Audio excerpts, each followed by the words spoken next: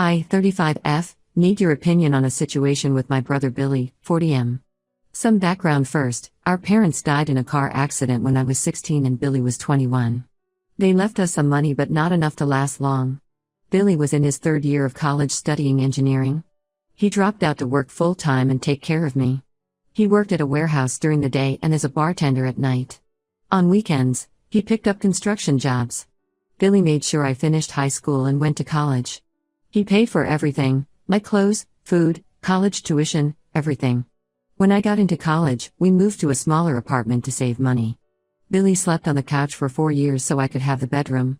He never complained. Every time I told him to go back to college, he said my education was more important. During my first year of college, Billy met Regina, 38F, at the bar where he worked. She was a regular customer, came from a wealthy family. They started dating and got married within a year. I was 19 then. Regina never liked how close Billy and I were. She would make comments about how it wasn't normal for siblings to be so dependent on each other. She tried to stop Billy from paying my college tuition, said I should take loans like other students. Billy refused. Regina didn't want me visiting their house often. When I did visit, she would ignore me or make passive-aggressive comments. Billy always defended me, which made things worse. They fought about me a lot. Regina wanted to move to another city for her job but Billy refused because I was still in college here. Looking back, I can see why she resented me. They had twin daughters Emma and Lucy when I was 20. I helped a lot with the baby since Regina had postpartum depression. I would go over after classes to babysit so Billy could work. Regina hated this but couldn't do much since she needed the help. The girls got very attached to me. When the girls were 5, Regina cheated on Billy with his best friend Tom. They had been friends since high school. Billy found out when he saw messages on Regina's phone. She moved in with Tom within a week and they relocated to California. Regina gave up custody rights easily since Tom's job required lots of travel. She would call the girls maybe once a month initially, then the calls became less frequent. Billy was promoted to manager at the warehouse where he worked. He went back to college part-time and got his degree. Eventually he moved up to become VP of Operations. When a position opened in HR at his company 5 years ago, he recommended me. I had been working in HR at a smaller firm. I got the job and did well, became HR head within 3 years. Last month, an employee complained about inappropriate behavior between Billy and his assistant Jenny, 28F. As HR head, I had to investigate. I discovered they had been having an affair for a year. Jenny was married too. I talked to Billy privately first, told him this violated company policies. Affairs between managers and direct reports weren't allowed. Billy got angry, said I was jealous because he finally had someone in his life. He said after everything he did for me, I should help cover this up. I gave him 2 weeks to either end it or resign. He didn't do either. I had to report it to the board since I had evidence. Billy started telling people I was making up lies because I was possessive and couldn't handle him dating. He said I had mental issues and needed therapy. Many people believed him since he had been there longer. The board investigation cleared him somehow. After that, Billy moved me to a basement office. He took away my team, gave them to another manager. I wasn't invited to meetings anymore. My parking spot was given to someone else. He would interrupt me in meetings and dismiss my ideas. It was clear he wanted me to quit. Last week he called me to his office and said I should resign or he'd find a reason to fire me. He said he'd tell other companies I was unstable and had fabricated harassment claims. I resigned since I couldn't fight him. That evening Emma and Lucy came to my apartment crying. They had overheard office gossip about me resigning. They wanted to know why their dad would do this to me. I was upset and told them everything, about the affair with Jenny, about him forcing me to quit. I also told them about their mom's affair which they didn't know about. They thought she had just abandoned them. They confronted Billy about everything. He called me later yelling about how I had no right to tell his daughters about his personal life or about their mother. He said I betrayed him and destroyed his relationship with his girls. The girls are staying with their Aunt Jane, Regina's sister, now. They aren't talking to Billy. He keeps calling and texting me saying I ruined his life after everything he did for me. My friends say I shouldn't have involved the girls in adult issues. I'm applying for new jobs and have some interviews lined up. But I feel bad about telling the girls everything when I was emotional. Billy sacrificed so much for me growing up but then he tried to ruin my career. I don't know if I went too far. Ida? Thanks for the responses. To be clear, I tried handling this professionally first and only told the girls the truth when they asked me directly. I didn't go out of my way to hurt Billy. Update 1: A lot has happened since my last post. I got a job offer at Mitchell & Partners, one of our biggest competitors. The pay is 30% higher than my previous job and they're giving me a larger team to manage. I start next week. But the main updates are about Billy and the girls. They're still staying with their Aunt Jane. Billy has tried everything to force them to come home. First, he called their school saying the girls were sick and he was keeping them home. The school contacted Jane since she was listed as an emergency contact. Then Billy tried to change their emergency contacts online to remove Jane's information. He even went to the school demanding to take the girls home, but the principal refused since Emma and Lucy had told their counselor about the situation. Billy then started telling family members that Jane had manipulated the girls into staying with her. He said she always hated him and was trying to break up his family. He called the police saying Jane had kidnapped the girls, but when officers interviewed Emma and Lucy, they explained they had left voluntarily. The police told Billy this was a civil matter since the girls were old enough to decide where they wanted to stay. Last week, Regina suddenly showed up at Jane's house. Apparently Billy had called her saying the girls needed their mother. He probably thought they would listen to Regina since they hadn't seen her in years. But this completely backfired. When Regina arrived, the girls initially refused to see her. They stayed in their room while Jane talked to Regina in the living room.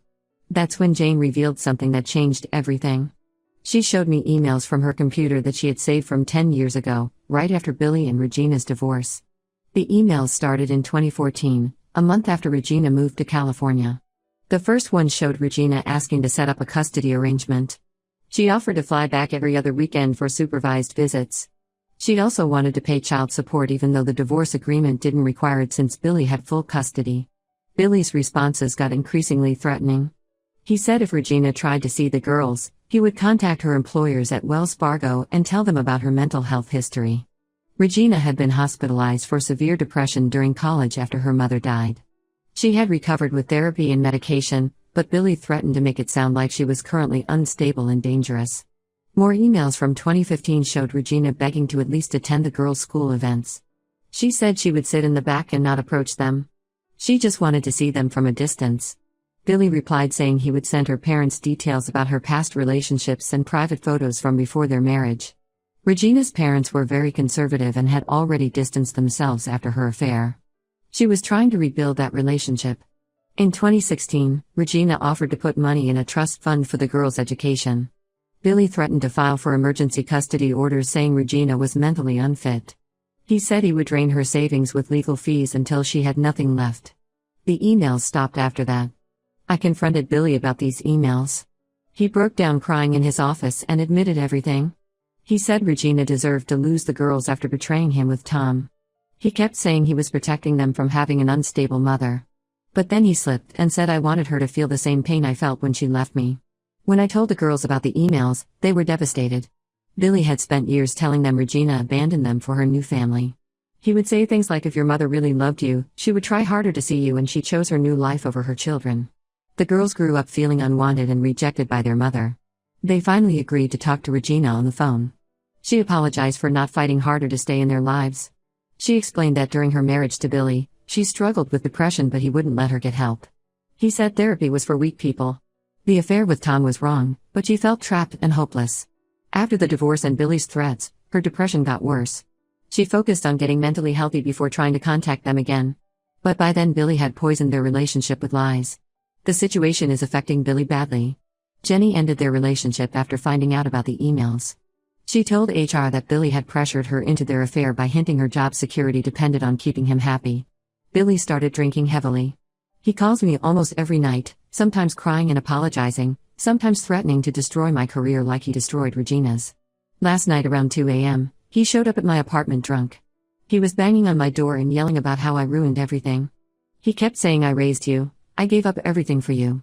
My elderly neighbor called the police. They made him leave but didn't arrest him since he went willingly. Emma and Lucy asked to move in with me temporarily. They said they don't feel safe around Billy anymore but aren't ready to move to California with Regina either. I agreed after discussing it with Jane and Regina. Billy threatened to fight this legally but his lawyer told him he had no case. The girls are 15 and courts generally consider their preferences at this age. I feel terrible watching my brother fall apart like this. He was my hero growing up.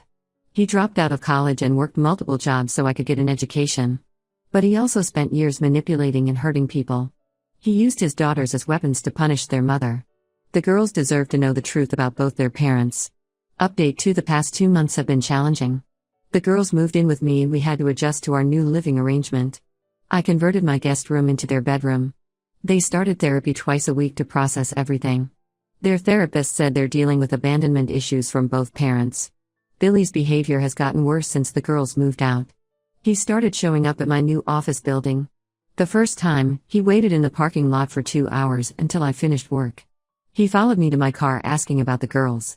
Security had to escort him out. A week later, he came to my office during lunch.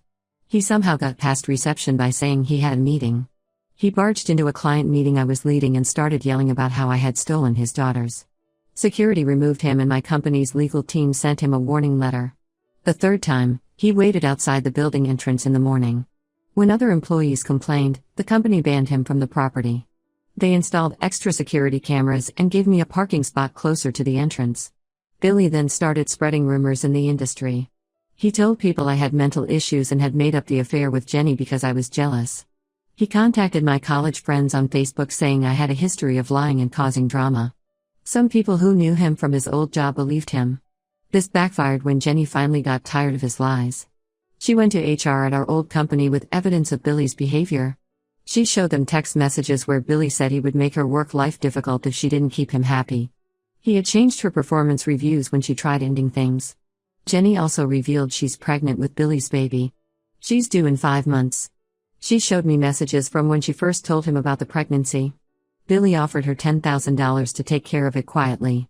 When she refused, he started telling people she got pregnant on purpose to trap him. He claimed she was sleeping with other managers too. The girls are having a hard time with the pregnancy news. Emma broke down during therapy saying she felt disgusted that her dad got someone only 13 years older than her pregnant. Lucy pointed out that Billy spent years calling their mom a horrible person for cheating, but then did the same thing with someone young enough to be his daughter. They blocked Billy's number after he kept texting them guilt-tripping messages. He would say things like, "After everything I've done for you girls, this is how you treat me and you're breaking your father's heart." When they didn't respond, he made new social media accounts to contact them. Regina found a job at a bank here and is moving back next month. She got an apartment in our school district. We met for coffee to discuss arrangements for the girls. She apologized for how she treated me during her marriage to Billy. She admitted feeling threatened by my close relationship with him and taking out her frustrations on me instead of addressing issues with Billy directly. I also apologized for not seeing through Billy's manipulation earlier. Regina said Billy had always been controlling but hid it well. He isolated her from friends and family. When she had postpartum depression, he refused to let her get help. He said it would look bad if people knew his wife needed therapy. Billy finally got fired last week. Several female employees came forward after Jenny's revelations with similar stories about his behavior. 3 major clients threatened to leave over the scandal. The company offered him a severance package in exchange for signing an NDA about the circumstances of his departure. He's been messaging me from new accounts saying he'll expose my secrets. I'm not sure what secrets he means since I've been pretty open about my life. The girls want to get a restraining order. James' lawyer is helping us document all his messages and incidents. Update 3: This is my final update on the situation. We got approved for a restraining order against Billy 3 months ago. The judge ordered him to stay 500 feet away from me, my home, and my workplace. He's also banned from contacting us through any means including social media or third parties. Billy violated the order twice. First, he sent letters to my house trying to explain his side of things. Then he asked his friend to pass messages to the girls at school. The judge gave him a warning and said the next violation would mean jail time. He finally moved to Arizona last month. A former colleague helped him get a lower-level management job there. No companies here would hire him after everything that happened. He sold his house and barely speaks to anyone from his old life. Jenny had her baby boy last week. The DNA test confirmed Billy is the father. Jenny's lawyer arranged for Billy to have supervised visits once a month at a family center. He's shown up twice so far but spent both visits complaining that the baby doesn't look like him. He still tells people Jenny trapped him even though the DNA test proved paternity. The girls want nothing to do with their half-brother. They say it feels weird that their dad's new baby is closer to their age than he is to Billy. They're focusing on rebuilding their relationship with Regina instead. Regina moved back 2 months ago.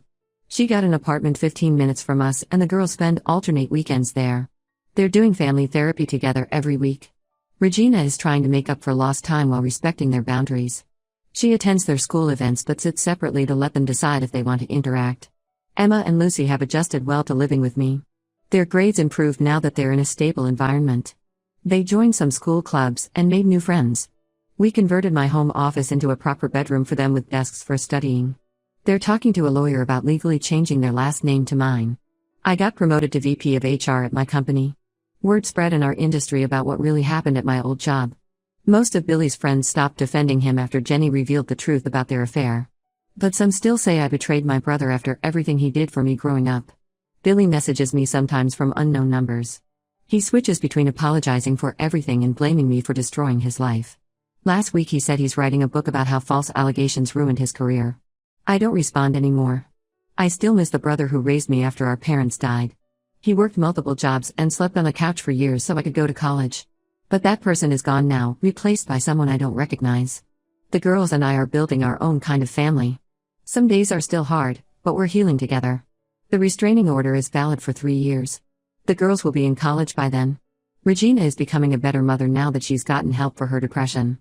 Life isn't perfect, but we're all learning to move forward without Billy's toxic influence. Sometimes losing a family member is better than keeping them in your life.